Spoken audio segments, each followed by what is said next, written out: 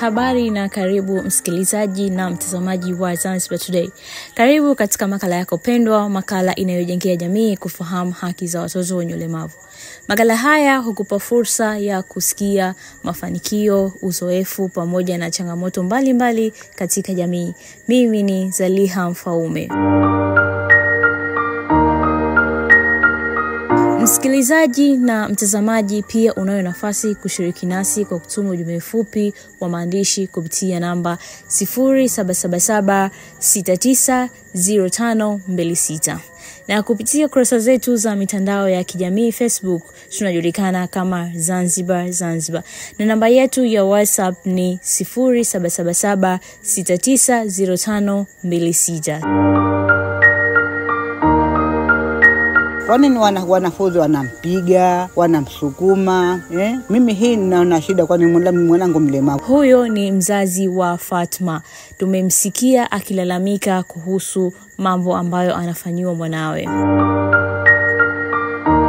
Tafiti za hivi karibuni zinaonesha katika mkoa wa Kaskazini Zanzibar, matendo ya ukatili kwa watoto wenye ulemavu yameongezeka.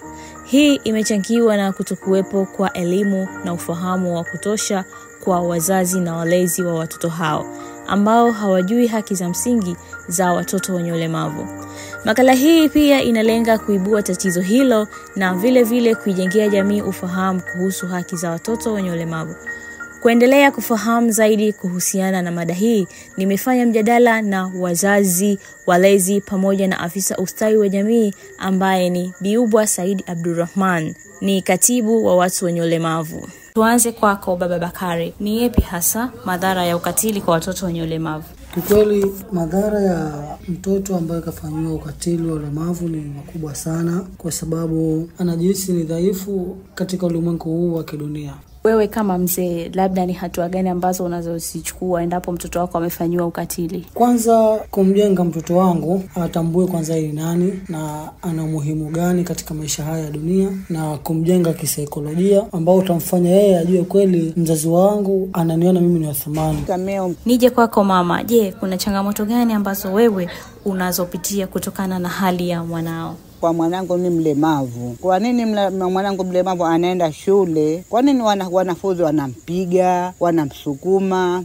Mimi hii ninaona shida kwani mwanangu mlemavu. Akija hapa akaja dongo, fomu kila siku mimi nafua kwa kusukuma njiani na weziwe. Wanamsukuma, anabirukia. Sasa mimi nikaenda skuli kwa mwalimu. Nikashtakia haya masuala haya. Kwani mwalimu hachukui hatua yoyote? Mimi ninaona tabu sana kwa mwanangu anavozalilishwa. Mwanangu mlemavu wa viungo, nazalilika tena nazalilika mimi mzazi, nazalilika na mwanangu anazalilika. Labda mwalimu ulipomuelezea hizo shida, yeye amekwambia vipi, ama huyo mwalimu yeye alichukua hatua gani? Kasema atafuatilia hao watoto. Atakawafuatilia watoto ili kuwaonya na hao watoto asimdhalilishe mwenzi wao, naye asome kama anavyosoma wao. Tumewasikia wazazi. Tuje kwako afisa. Tunapozungumzia ukatili, ni nini hasa? Ukatili ni ambalo jambo unalomfanyia binadamu yoyote, si maumbile pia na hali ilivyo maisha vile alivyo, kwa kudhalilishwa au kujitahidi. Ni yapi hasa madhara ya ukatili kwa watoto wenye ulemavu? Madhara ya ukatili kwa watoto wenye ulemavu ni muhimu, tofauti na utakapokuwa kama binadamu ambaye anaweza kufanya pilika zake kama kawaida. Kwanza, kumkosesha haki yake, si haki ya elimu. Haki ya elimu inaweza kumwondeshea fursa nyingi, na maana utapomfanyia ukatili kwenye maisha, kwenye elimu, na maana maisha yake yanakuwa hayako vizuri. Na maana kama utamfanya wakati na elimu hajapata, ndio ile anakutana na mambo chungu nzima ambayo ya udhalilishaji, kosa imani ya mtu na mambo mengi tu ambayo yanakuwa yeye tayari yashamharibia katika maisha mazima ya kibinadamu. Kwa mujibu wa sheria, nani anawajibika juu ya ukatili kwa watoto wenye ulemavu? Anawajibika sasa ukatili kwanza serikali, sababu tuna wazazi wanafanyia watoto ukatili, lakini serikali ipo. Ina maana serikali kama haijampigia huyu mtu mwenye ulemavu fundisha ukatili, na maana mzazi mwenyewe tayari pale chamwondesha mambo mengi. Lakini kama mfano serikali itakuwa iko makini na ikishajua kama huyu mtoto anafanya ukatili na mzazi tayari kwa makini, na maana atakuwa vizuri katika maisha yake. Na sheria inasemaje juu ya hilo kwa watoto wanaifanyia ulemavu? Sheria yetu watu wenye ulemavu mwanzo kwa sheria namba 9/2011 imebadilika, na sheria mpya ibada ambayo haijakamata moto kwa sababu ni mpya, lakini tuna utaratibu kuona madhara ambayo yatakayofanywa ukatili si mzazi tu, hata jamii. Kwa hiyo tuna sheria yetu mpya ambayo ina mambo tofauti, mfano kwamba mzazi au jamii inaita jina ambalo halistahili. Tuna sheria zetu ambalo hizo kama itathibitika akamfanyia masuala ya ukatili au kumdharau, basi tayari kuna kifungu ambacho kinamfanyia kinyama ya hatia. Unadhani nini kifanyike juu ya tatizo hili la ukatili kwa watoto wenye ulemavu? Kwanza elimu. Na elimu hii tunaanzia wapi? Tunaanza kwa familia yake, tunakuja katika jamii. Na maana tukishaitoa elimu ya kutosha itasambaa kila sehemu, naamini ukatili utaondoka kwa watu wenye ulemavu, hasa katika mambo ya daladala, sehemu kuna mtoto anasoma katakuli anafanya ukatili, lakini si lazima kumfanyia mwalimu, lakini hata wale wanafunzi wenzao. Lakini tutapotoa elimu, wale wanafunzi wenzao watajua madhara yake na hatima yake. Lakini tukikaa tu hivi kama tujatoa elimu, na maana ukatili utaenea. Ni mjadala huo ambao nimefanya na wazazi na walezi pamoja na afisa ustawi wa jamii ambaye ni Biubwa Said Abdulrahman.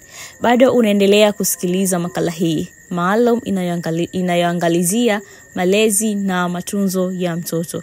Mimi ni Zaliha Mfaume.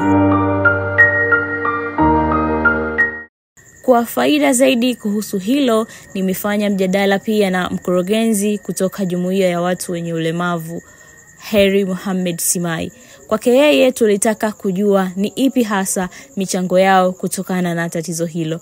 Karibu sana. Madhara yapi ya ukatili kwa watoto wenye ulemavu? Madhara ya ukatili kwa watoto wenye ulemavu inakuwa, kwanza, mtoto mwenye ulemavu akifanyiwa ukatili inakuwa, akiwa ni mwanamke, inakuwa ni mara 3 zaidi. Kwa sababu kwanza anakuwa ni mtoto wa kike, halafu pili inakuwa ni mtu mwenye ulemavu. Kwa hivyo zile changamoto na madhara yake yanakuwa ni zaidi ya wale wengine ambao wanakumba. Lakini pia unakuta mtu mwenye ulemavu ufanyaji kazi wake inakuwa ni changamoto. Na zaidi inategemea katika ulemavu wenyewe, kwa sababu kuna ulemavu mdogo, wakati na ulemavu mkubwa. Akiwa mtu mwenye ulemavu mkubwa halafu anaenda kufanyia masuala ya kiukatili, kwa hivyo huyu moja kwa moja anaenda kudumazwa zaidi. Akiwa mtu mwenye ulemavu wakati halafu anakumbwa na haya, matatizo yake yanakuwa ni makubwa zaidi, yanaongezeka sana. Halafu pia kupata maradhi, kwa sababu wengi katika jamii yetu imefikia hatua wana itikadi potofu kwamba mtu mwenye ulemavu hana ukimwi wala hana changamoto yote. Kwa hivyo anapopata ulemavu halafu anapofanywa madhara ya ukatili, inakuta kwamba anapata na matatizo mengine zaidi, yakiwemo hata yale maradhi makubwa. Na pia madhara mengine unamfanya asiweze tena kufanya kazi na asiweze kujishughulikia katika shughuli zake za kawaida. Hivyo tunaendeleza idadi ya watu wenye ulemavu ambao wanakuwa tegemezi katika jamii. Kwa watoto wenye ulemavu, kwa mfano, kwa watu wenye ulemavu wa akili mpaka wenye ulemavu wa uziwi, pana kituo cha watoto viziwi Upendo, ambapo hapa mtoto toka awali, kwa sababu hawa watu wenye ulemavu skuli za maandalizi kiukweli hawapokelewi. Asante sana mkurugenzi kwa mjadala huo ambao bila shaka msikilizaji na mtazamaji umekuelimisha. Mimi ni Zaliha Mfaume. Msikilizaji na mtazamaji, pia unayo nafasi kushiriki nasi kwa kutuma ujumbe mfupi wa maandishi kupitia namba 0777690526. Na katika kurasa zetu za mitandao ya kijamii kama vile Facebook ni Zanzibar. Na nambari yetu ya WhatsApp ni 0777690526. Bila shaka msikilizaji unaendelea kujifunza mengi kupitia makala hii, na inaishia hapa. Na leo tunaangalia madhara ya ukatili kwa watoto wenye ulemavu. Hadi wiki ijayo. Asante na kwaheri.